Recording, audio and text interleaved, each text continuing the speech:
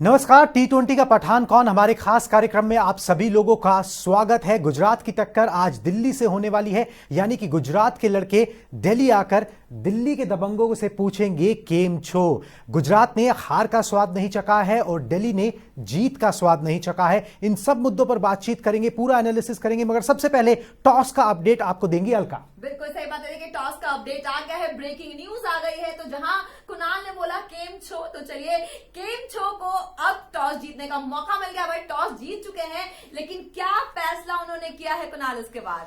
बिल्कुल, टॉस यहां पर गुजरात टाइटंस ने जीता है और पहले गेंदबाजी करने का अलका यहां पर फैसला किया है। अच्छा फैसला है क्योंकि दिल्ली में रिकॉर्ड भी ऐसा है कि चेस करने वाली टीमें जो हैं वो ज्यादा जीती हैं। मैदान उस तरीके का है और यानी कि यहां पर पहले दिल्ली की टीम जो है वो बल्लेबाजी करने उतरेगी। तो अब दिल्ली की टीम बल्लेबाजी करने उतरेगी। अब इस पे बात करनी पड़ेगी हमें। बिल्कुल। अच्छा, पहले तो मुझे ये बताइए, दिल्ली आखिर कब जीतेगी? 15 साल हो गए और उनका नारा भी था ना, खेलो खेलो फ्रंट फुट पे खेलो। कब खेलो, कब जीतो? प्लेऑफ में आ जाते हैं कई बार, रनर अप भी बन जाते हैं कई बार, लेकिन जीतेंगे कब? दिल्ली की टीम को आप हल्के में मत लीजिए। ठीक है, पहला मुकाबला हारा है लखनऊ जाकर और वहां पर खास नहीं कर पाई थी टीम। बल्लेबाजी उस तरीके से नहीं चलेगी, मगर बल्लेबाजी अच्छी है, डीप तक बल्लेबाजी है उनके पास। वन ऑफ बुरा मुकाबला पड़ गया उनका पहला मैच, कोई बात नहीं, उससे उतना ज्यादा फर्क नहीं पड़ता। एक फ्रेश शुरुआत है और अभी ये अर्ली स्टेज है टूर्नामेंट के अंदर। हमने देखा है कि जो टीमें कई बार धीमी शुरुआत करती हैं, बुरी शुरुआत करती है, बाद में पिकअप कर भी लेती हैं। 14 मैच एक टीम को खेलने होते हैं, तो कोई डर की ऐसी बात नहीं है। मगर टॉस पर एक चीज मैं आपको यहां पर बता दूं, जो व्यूअर्स को भी जानना जरूरी है, कि दिल्ली के मैच जहां पे मैच हो रहा है अरुण जेटली स्टेडियम पर, वहां पर 77 मैच जो है इस टी20 लीग के खेले गए हैं और 42 बार जो चेस करने वाली टीम है वो जीती है। यानी कि आप टॉस जीतो, पहले गेंदबाजी का फैसला लो। ये हमेशा से यहां पर कैप्टन्स करते आए हैं। हार्दिक पांड्या ने भी वही, उसका फायदा मिलेगा और ओस का भी यहां पर मिलने बिल्कुल वाला है। वैसे बिल्कुल भी आपको भी पता है कि हार्दिक पांड्या जिस तरीके की कप्तानी करते हैं और जो निर्णय लेते हैं एक एक गेंद पे, वो काबिल तारीफ है। उन्होंने पिछले मैच में भी जता दिया था और अब गुजरात की बात कर ही रहे हैं, पिछली बार आई, डेब्यू किया और शानदार तरीके से जीत के दिखाया। और जो पिछला मैच था उसमें भी वो जीत गई। मोटिवेशन बहुत हाई था, वो भी माही के टीम के खिलाफ जीती। मोटिवेशन हाई है और मोमेंटम भी बहुत अच्छा है। और दिल्ली का प्रदर्शन तो याद ही होगा। बिल्कुल, दिल्ली का प्रदर्शन उतना अच्छा नहीं रहा था। हालांकि हार्दिक पांड्या की टीम के साथ कोई परेशानी नहीं है, दिल्ली की टीम के साथ थोड़े से सवाल जवाब यहां पर जरूर हैं, मगर मुझे लगता है उसके आंसर्स जो हैं वो मिल जाएंगे इस मैच के बाद या फिर आने वाले मैचेस में जरूर मिल जाएंगे। बहुत ज्यादा परेशानी होनी नहीं चाहिए। दिल्ली की टीम को कुछ अपने प्लेयर्स की कमी खल रही थी। अब वो देखने वाली बात यह है कि मैं वही चेक कर रहा था कि प्लेइंग 11 एक बार जो है वो दर्शकों को हम बता दें तो समझ में आएगा कि क्या उन्होंने कुछ चेंजेस किए हैं। जो साउथ अफ्रीकन खिलाड़ी उनके साथ जुड़ गए हैं, नोकिया, क्या वो टीम के अंदर शामिल हो गए हैं, नहीं हो गए। मगर दिल्ली की टीम जो है इस बार बेहतर शो मुझे लगता है दे पाएगी। टॉस वो हार गए, एक एडवांटेज जो उनको मिल सकता था, जो नसीब से मिलता है, टॉस एक नसीब का खेल है, वो एडवांटेज उन्होंने जरूर यहां पर खो दिया है। मतलब यही है कि भाई अभी डेविड वार्नर के ऊपर बहुत ज्यादा फिर से निगाहें होंगी कि वो यहां पर जो है एक बार दोबारा बड़ा स्कोर खड़ा करें। पहले बल्लेबाजी आई है, अगर बड़ा स्कोर खड़ा कर देते हैं तो वो स्कोर बोर्ड का प्रेशर भी होगा। बाकी सब चीजें एक तरफ, एक स्कोर बोर्ड का प्रेशर भी होता है। फिर वो जो है गुजरात टाइटंस की नर्व्स को टेस्ट करेगा कि भाई वो स्कोर बोर्ड के प्रेशर में कैसा रिस्पॉन्ड करते हैं। बिल्कुल सही बात है। अब देखिए, जब दिल्ली की बल्लेबाजी की बात की और आपने कप्तान साहब की बात की है, तो पिछली बार हमारे कप्तान साहब ही चल पाए थे, बाकी लोगों ने कुछ खास परफॉर्म नहीं किया था। मैं तो ये कहूंगी कि मतलब जो भी उनको थोड़ा बहुत रन बनाने थे वो भी नहीं बना पाए, साथ बिल्कुल भी नहीं दिया था। लेकिन जिस तरीके से कप्तानी निभाई थी वो बहुत ही काबिल तारीफ था। जिस तरीके से उन्होंने हौसला अफजाई भी की है, उसके बाद भी उन्होंने कोई कमेंट नहीं किया। तो आपको क्या लगता है, क्या बाकी के बैट्समैन इस बार कंधे से कंधा मिला पाएंगे? और खासतौर से सलामी बल्लेबाज की बहुत इंपॉर्टेंट भूमिका होने वाली है। बिल्कुल इंपॉर्टेंट भूमिका होने वाली है। साथ में एक इंपॉर्टेंट अपडेट भी है कि नोकिया और पोरल, मतलब कि हेनरिक नोकिये बॉलर हैं और अभिषेक पोरल जो है उनको टीम में जगह दी गई है दिल्ली की। ये चेंजेस जो उन्होंने पिछले मैच से यहां पर किए हैं। नोकिया तेज गेंदबाजी के डिपार्टमेंट में उनको वो धार देंगे। जो पिछली बार जो है जब लखनऊ के खिलाफ मैच हुआ था वहां पे 193 तक दूसरी टीम ने बना लिए थे, मगर वो नहीं बनाने चाहिए थे। हम उस समय बात भी कर रहे थे कि वो ज्यादा रन दे दिए गए, कुछ गेंदबाजी हल्की नजर आई, हाँ, डेथ ओवर्स में स्पेशली और शुरुआत के पावर प्ले में। तो नोकिया के आने के बाद शायद वो कमी पूरी होती है। पोरल को शामिल किया गया है और यहां पर देखना ये होगा कि पोरल यहां पर विकेट कीपिंग करते हैं कि नहीं। युवा 20-21 साल का खिलाड़ी है, डेब्यू ही है एक तरीके से, बिल्कुल डेब्यू है। और अगर रोवमन पॉवल जो है उनको बाहर किया गया है, क्योंकि आप 4 ही विदेशी खिलाड़ियों को खिला सकते हो, तो पोरल को यहां पर जगह दी गई है। वो देखते हैं यहां पर क्या करेंगे। मगर जो भी है, जो भी आपने चेंजेस की हैं, जैसा भी आपने दल सेलेक्ट किया है, आप टॉस आपके हाथ में होता नहीं है, आपकी यहां पर बल्लेबाजी आ गई है। अब बल्लेबाजी में आपको रन बनाने होंगे। पिच रिपोर्ट से हमें जो पता लगा है वो ये है कि पिच एकदम फ्लैट है, ग्राउंड उतना बड़ा नहीं है, तो चौके छक्कों की बरसात यहां पर देखने को मिल सकती है। मोटा मोटा आप मानिए एवरेज स्कोर फर्स्ट इनिंग का 180 के करीब है। मगर मैं देखना चाहूंगा कि अगर आपको इस डिफेंडिंग चैंपियन गुजरात टाइटंस को प्रेशर में डालना है तो 200 का स्कोर जो है आप स्कोर बोर्ड पे लगाइए। बिल्कुल बिल्कुल सही कहा आपने, 200 का स्कोर बोर्ड बिल्कुल चाहिए ही चाहिए। और जैसा कि बोला कुणाल ने कि जो बाद में बैट्समैन खेलेंगे उनको ज्यादा फायदा मिल सकता है, तो सारा फायदा जो है, अब टॉस में तो खैर फायदा नहीं मिल सकता था, ऑब्वियसली किस्मत की बात है, जैसा कुणाल ने पहले भी बताया। लेकिन हाँ, यहाँ उनको पूरा दमखम अपना दिखाना होगा, क्योंकि आज अगर वो जीतते हैं तो अंक तालिका हमारे पास नहीं है, लेकिन अंक तालिका में 0 से 2 हो जाएंगे उनके नंबर, और अगर गुजरात जीत गई तो 4 होकर नंबर 1 हो जाएंगे वो। बिल्कुल, गुजरात के साथ परेशानियां बहुत कम हैं। मतलब गुजरात के बारे में व्यूअर्स को यह भी बताना बहुत जरूरी है कि ये चेज मास्टर बहुत अच्छे हैं, ठीक है। अभी तक इन्होंने इस T20 लीग के अंदर 10 मैचेस चेज किए हैं कुल टोटल मिलाकर, और 9 जीते हैं। उनकी बल्लेबाजी उतनी स्ट्रांग नजर नहीं आती है, मगर some how some way they find ए वे कि भाई वो जीत जाते हैं। जो तेवतिया हैं नीचे आते हैं या राशिद खान नीचे आते हैं, सारे प्लेयर्स बहुत जिम्मेदारी, बहुत कनेक्ट फील करते हैं टीम से और उसी तरीके से खेलते हैं। कोई बहुत बड़ी बड़ी परफॉर्मेंसेस पिछले सीजन में भी आपने नहीं देखी कि भाई कोई एक खिलाड़ी जो शतक पर शतक मार रहा हो, ऐसा नहीं है। कोई रिकॉर्ड बनाने के चक्कर में नहीं, कोई ऐसा नहीं, अच्छा खेलना है, सबको अच्छा खेलना है, सबको अपना रोल अदा करना है कि भाई मैं 5 बॉल खेल रहा हूं तो मैं 15 रन बना के जाऊं, उस तरीके का एटीट्यूड है। प्लस बहुत ही एक मैं ये कहूं कि डिलीशियस या डेडली जैसे भी कह लीजिए इसको, ये कॉम्बिनेशन है गुजरात के साथ। हार्दिक पांड्या उनके कैप्टन हैं, साथ में उनके जो कोच हैं आशीष नेहरा, बहुत बढ़िया उनका कॉम्बिनेशन है। बिल्कुल बिल्कुल बिल्कुल, उनका भी एटीट्यूड मैंने देखा है, नेहरा का काफी कूल रहते हैं, आराम से कैप वैप लगा के बैठे होते हैं, और उनके भी चेहरे पे कोई शिकन दिखाई नहीं देती थी। पिछली बार भी बड़े आराम से बैठे हुए थे, खैर पिछली बार तो जीत ही रहे थे, लेकिन देखने वाली बात होगी कि आज अगर अच्छी टक्कर होती है तो वो कामनेस कितनी बरकरार रहती है। अच्छा एक बात बताइए, क्या दिल्ली को पेसर से डर लगता है? बिल्कुल, पेसर्स के खिलाफ थोड़ा सा ट्रिकी है सिचुएशन, मगर उससे पहले प्लेइंग 11 आ गई है, तो प्लेइंग 11 से व्यूअर्स को जरूर वाकिफ कर देते हैं। दिल्ली कैपिटल्स में Prithvi Shaw, David Warner open करेंगे। नंबर 3 पर Mitchell Marsh, Rilee Rossouw, Sarfaraz Khan, Axar Patel, अभिषेक पोरल, कुलदीप यादव, चेतन सकरिया, खलील अहमद और एनरिक नॉटजे। मतलब 2 नए नाम इस प्लेइंग 11 में शामिल हुए हैं दिल्ली की तरफ से। नोकिया जो वापस आ गए हैं, नेशनल ड्यूटी पे थे, और साथ में अभिषेक पोरल को यहां पर शामिल किया गया है। अब ये देखना है कि अभिषेक पोरल जो है वो विकेट कीपर है, सरफराज खान से विकेट कीपिंग कराई जाती है या फिर अभिषेक पोरल को ये जिम्मेदारी सौंपी जाती है। गुजरात टाइटंस की अगर बात करें तो रिद्धिमान साहा, शुभमन गिल की जोड़ी ओपन करेगी। तीसरे पे साई सुदर्शन है, captain Hardik Pandya, David Miller, ये बड़ा इंपॉर्टेंट नाम है, इस पे आगे हमें जरूर चर्चा करनी है। डेविड मिलर जो है वो टीम में शामिल हो गए हैं, उनको वो भी साथ ही फ्लाइट पकड़ के आए नोकिया के साथ, क्योंकि दोनों साउथ अफ्रीका से आते हैं, ठीक है, तो वो भी आ गए हैं। राहुल तेवतिया, राशिद खान, पिछले मैच में हमने उनका कमाल देखा ही, और तेज गेंदबाजी के मोर्चे पे इनके पास कोई कमी नहीं है। मोहम्मद शमी हैं, जॉश लिटिल, यश दयाल, अल्जारी जोसेफ, ये इनकी ताकत भी है। गेंदबाजी में जीटी के पास कोई भी मतलब कि वो नहीं है, तो बिल्कुल जीटी में मतलब मुझे एक ही चेंज नजर आ रहा है जो हुआ है, वो ये हुआ है कि केन विलियमसन बिकॉज इंजर्ड थे और वो अब नहीं खेल पाएंगे, उनके नी में जो है वो एसीएल हो गया है, तो वो नहीं खेल पाएंगे। उनकी जगह डेविड मिलर जो है, जो पिछले सीजन के स्टार थे जीटी की तरफ से, वो जो है टीम में शामिल हुए हैं। तो दिल्ली में जो 2 चेंजेस और गुजरात में प्रोबेबली एक ही चेंज है। तो आपको क्या लगता है जो ये चेंजेस हैं, ये कितना कमाल धमाल बेमिसाल खेल हमें दिखा पाएंगे? क्योंकि ये भी बहुत मायने रखता है कि जो जनता है, जिन्होंने इतने पैसे खर्च किए हैं स्टेडियम में बैठ के, वो इतना टाइम भी देने वाले हैं, क्या मैच इंटरेस्टिंग होगा?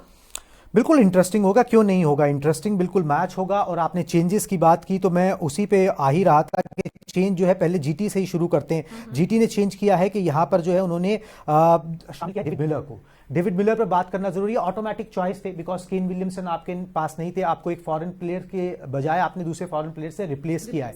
बहुत विस्फोटक बल्लेबाज हैं, बहुत अच्छे फॉर्म में है, फॉर्म में चल रहे हैं। नीदरलैंड के खिलाफ अभी उन्होंने मैच खेला था, 61 बॉल्स में 91 रन उन्होंने बनाए थे। तो फॉर्म अच्छी है, पिछले बार का परफॉर्मेंस अच्छा है, कनेक्ट टीम से बहुत अच्छा है, कप्तान बहुत भरोसा करता है, एक टीम का माहौल बहुत जो है जॉली है।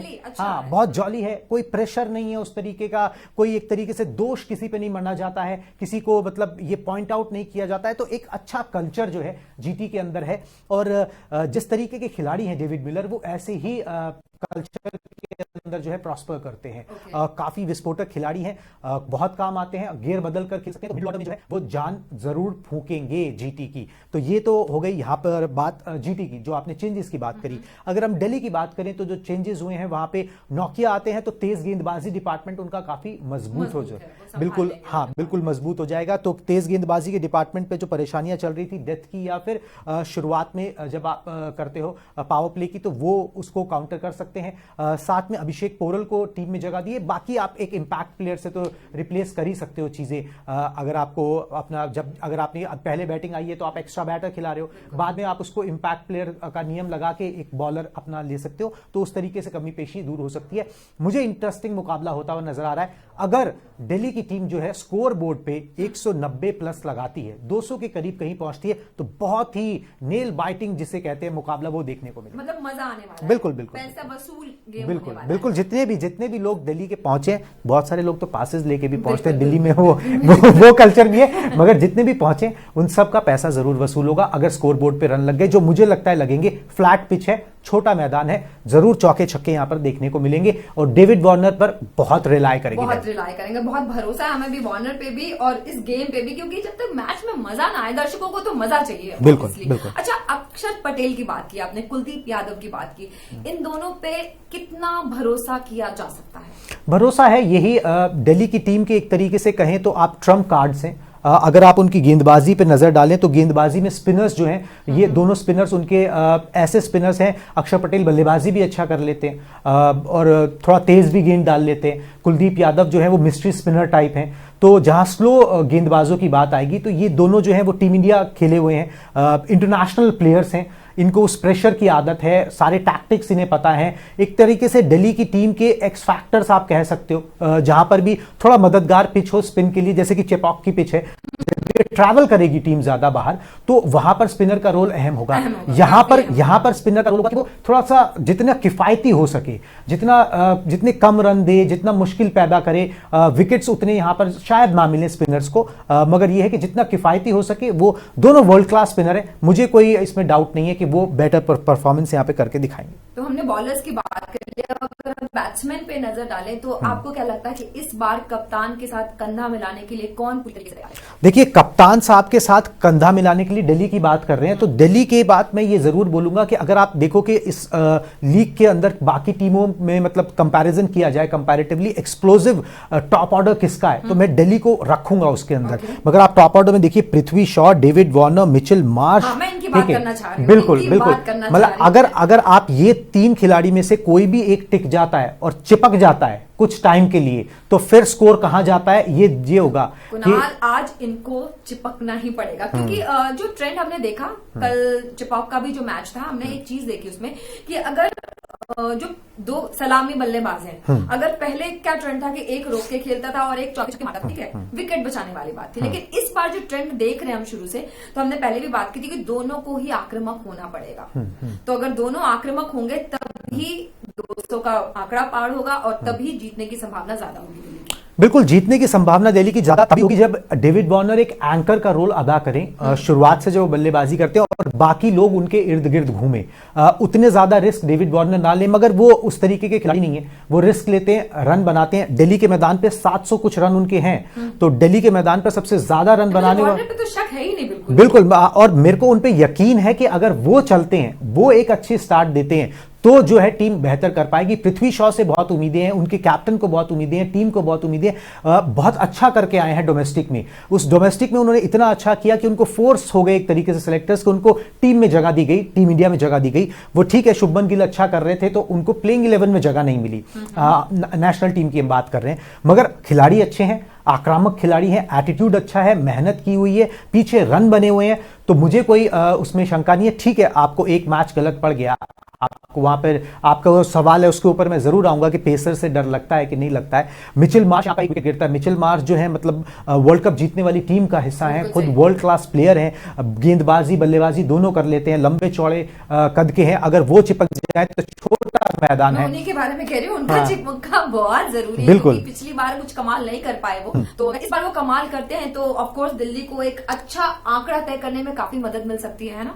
बिल्कुल मिल सकती है और इनको अपना जिम्मेदारी समझनी होगी। पिछले मैच में भी अलका हमने देखा ना कि प्रॉब्लम ये नहीं थी कि आप आउट हो गए, प्रॉब्लम ये थी कि कोई भी खिलाड़ी साथ नहीं दे रहा है। हम मतलब वो स्ट्रगल भी दिखाई नहीं। हाँ, कोई भी अपने कप्तान के साथ खड़े होके वो स्ट्रगल नहीं कर रहा है कि मैं 1 ओवर 2 ओवर कोई नहीं आराम से खेल लूं। हर कोई आ रहा है मारने के लिए, उठा रहा है गेंद को। आपको पता है कि दूसरा गेंदबाज चढ़ के गेंदबाजी कर रहा है, उसकी स्पीड बहुत ज्यादा है। थोड़ा सा अपने आप को अप्लाई करके खेल लो, फिर जितना गेम को लेके जाओगे डीप, हो सकता है आपको आखिरी में 5-6 ओवर 8 ओवर में चांस बने। ऐसा किसी ने करने की कोशिश नहीं की। डेविड वार्नर अकेले पड़ गए। राले रूसो ने उस समय उस मैच में शायद 30 रन बनाए थे, डेविड वार्नर ने शायद 56 रनों की पारी खेली।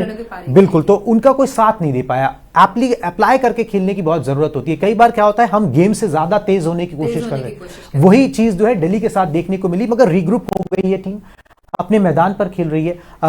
क्राउड जो है वो सपोर्ट करेगा, वो भी बहुत बिल्कुल इंपॉर्टेंट है। हमें ये भी देखना होगा कि ऋषभ पंत शायद आज अब स्टैंड्स में नजर आए। ऐसी भी बातें हैं कि भाई वो स्टैंड्स में नजर आ सकते हैं, तैयारियां की गई हैं उस चीज की भी। अगर वो भी होता है तो आपका जो रेगुलर कैप्टन है जिन्होंने अच्छा किया है वो आएंगे तो टीम और मोटिवेटेड बिल्कुल मोटिवेटेड फील करती है। तो एक इंटरेस्टिंग मुकाबला है। दिल्ली की टीम से एक बेटर शो की उम्मीद की जा सकती है, बिल्कुल की जा सकती है अपने होम ग्राउंड पर। और अगर आप अपना फोर्ट्रेस नहीं बचा पाओगे, अगर आप अपने ग्राउंड को, अपने होम ग्राउंड को अपना फोर्ट्रेस नहीं बना पाओगे तो फिर बहुत मुश्किल है, क्योंकि 7 मुकाबले आपको अपने मैदान पर खेलने हैं, बाकी आपको ट्रेवल करके खेलने हैं। तो वहां पर अगर आपने अपना गढ़ नहीं बचाया तो फिर आपको दिक्कत आएगी। ये परेशानी आरसीबी के साथ बहुत सालों तक रही कि वो अपना गढ़ नहीं बचा पाते।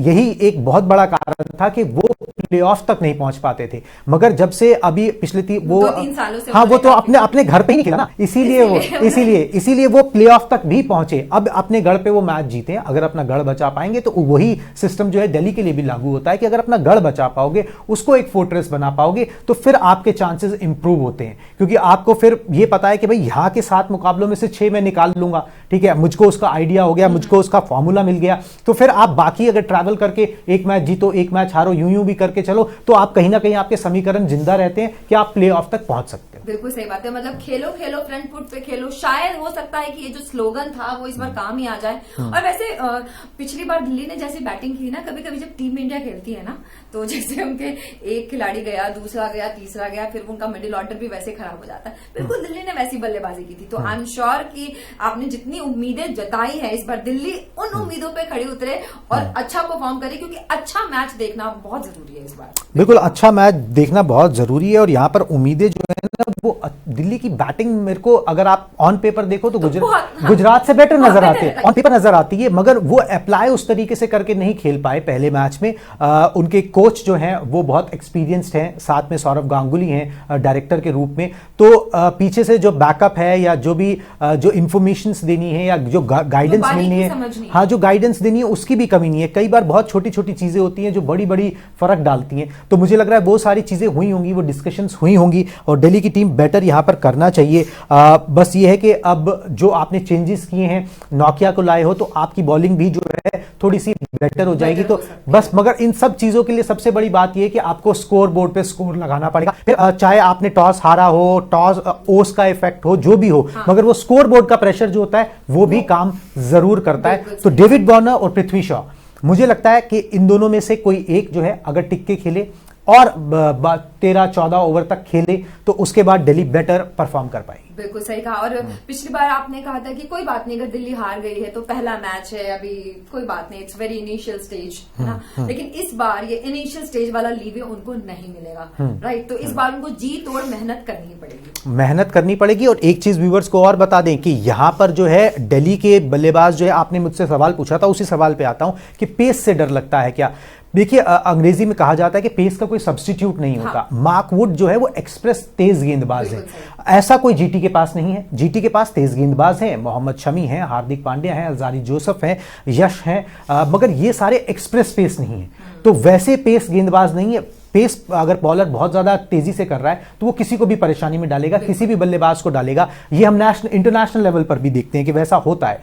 मगर मुझे यहां पर जो दिल्ली के लिए परेशानी सबसे ज्यादा खड़ी करते हुए नजर आते हैं वो आते हैं राशिद खान, क्योंकि राशिद खान ने परेशान किया है पृथ्वी शॉ को भी। पृथ्वी शॉ के खिलाफ, पृथ्वी शॉ का उनके खिलाफ मेरे ख्याल से औसत जो है वो भी बहुत कम है। मैंने अभी उसका मैं वो भी बता देता हूं कि वो 8 का लगभग उनका एवरेज है स्पिनर्स के खिलाफ। और यहां पर राशिद खान जो है वो डेविड वार्नर को भी परेशान कर सकते हैं। शुरुआत में नहीं लगाया जाएगा मगर आप लगा भी सकते हो, क्योंकि आपको पता है कि भाई जब एक गेंदबाज जो है इन स्पेसिफिक बल्लेबाजों के खिलाफ अच्छा प्रदर्शन करता है, उसके रिकॉर्ड्स भी अच्छे हैं, वो उसके खिलाफ मार भी नहीं पाते और ज्यादा बार उनको आउट करने में वो कामयाब रहा है, तो आप पावर प्ले में भी उनको इस्तेमाल कर सकते हो। तो उस तरीके से जीटी बिल्कुल इस्तेमाल करेगी, तो स्पिन का तोड़ ढूंढना पड़ेगा। आप तेज गेंदबाजों को तो किसी तरह हैंडल कर ही लोगे, वह उस तरीके का एक्सप्रेस नहीं है। मगर राशिद खान वर्सेस पृथ्वी शॉ या वर्सेस डेविड वार्नर, ये एक मिनी बैटल है इस बड़े बैटल के। बिल्कुल सही कहा, जिसको देखना बहुत इंटरेस्टिंग।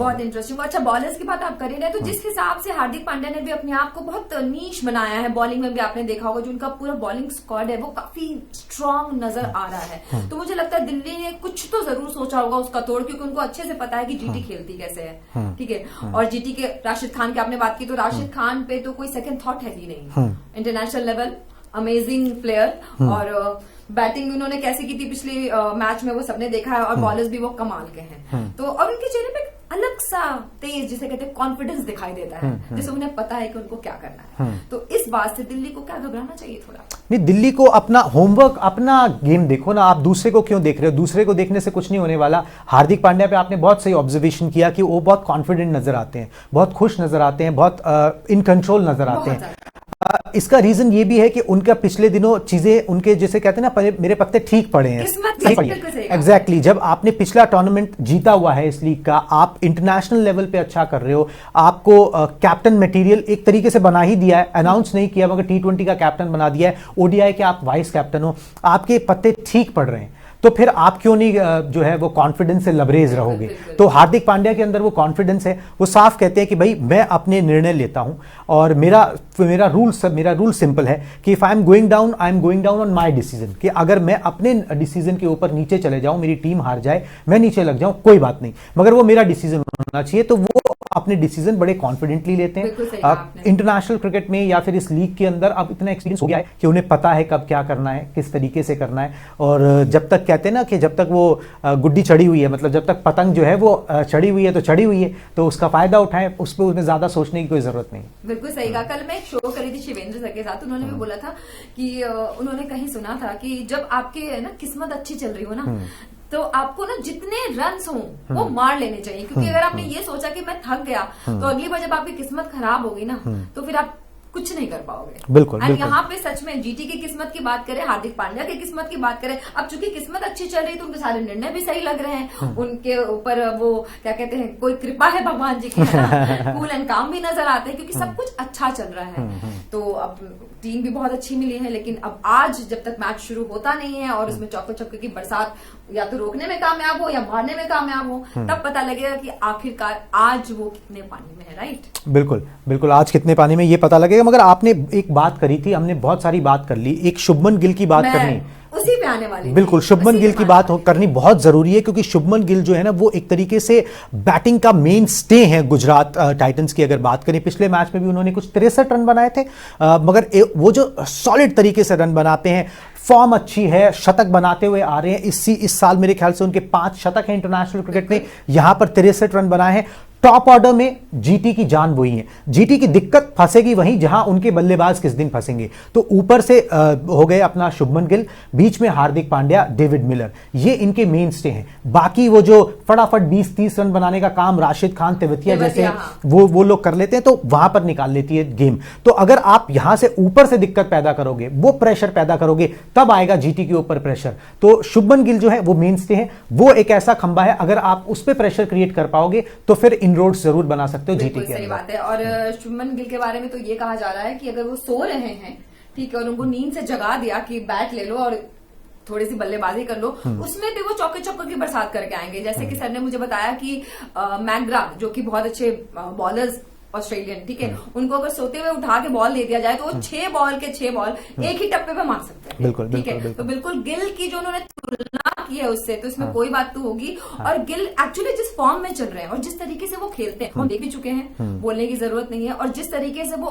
मतलब उनका जो कॉन्फिडेंस नजर आता है और जिस हिसाब से वो बल्ला पकड़ के खड़े होते हैं, ऐसा लगता है कि आज तो चौके छक्कों की बरसात में करके रहूंगा। बिल्कुल, चौके छक्कों की बरसात जो है वो देखने को जरूर मिलेगी। शुभमन गिल का नंबर तो बाद में आएगा, मगर पहले दिल्ली का नंबर है। दिल्ली की टीम क्या कर पाती है, वार्नर चलते हैं कि नहीं चलते, पृथ्वी शॉ क्या कमाल करते हैं। सरफराज खान पिछली बार अच्छे दिख रहे थे मगर पेस का शिकार हो गए थे। अब ये बल्लेबाज सारे दिल्ली के जो दबंग कहलाते हैं, ये क्या कर पाते हैं, इस पर हमारी नजरें रहेंगी और इस मैच से जुड़ी सारी इंफॉर्मेशन हम आपके पास लेके आएंगे। मगर जाने से पहले अलका आप बता दीजिए कि हमारे कौन कौन से टाइमिंग्स हैं जिस पर लोग हमसे जुड़ सकते हैं और स्पोर्ट्स 9 को सब्सक्राइब करके उन टाइमिंग्स के ऊपर जो है हमारे ब्रॉडकास्ट का हिस्सा बन सकते हैं, अपने सवाल भी पूछ सकते हैं। बिल्कुल बताऊंगी। सबसे पहले तो T20 का पठान कौन देख रहे हैं, जहां पे जिस दिन डबल हेडर्स वाले मैच होंगे हम 3 बजे आएंगे, हम 7 बजे आएंगे और 11:30 तक आएंगे, 11:15 11:30 जब भी मैच खत्म होता है। उसके बाद जिस दिन हमारा एक मैच होगा उस दिन 7 बजे आएंगे और 11:15 या 11:30 बजे दोबारा आएंगे। और आपने अब तक जितना प्यार हमें दिया है उसके लिए बहुत बहुत आभार है आपका। और आगे की बात आप बोल दीजिए। बिल्कुल, आगे की बात सिर्फ इतनी है कि मैच देखिए, मैच का लुत्फ उठाइए और मैच के बाद जो भी एनालिसिस है वो हम आप तक पहुंचाएंगे। हर एक ब्रेकिंग न्यूज, हर एक मोमेंट जो मैच में घटा और जो मैच को पलटने में कामयाब रहा। जब तक के लिए बाय बाय।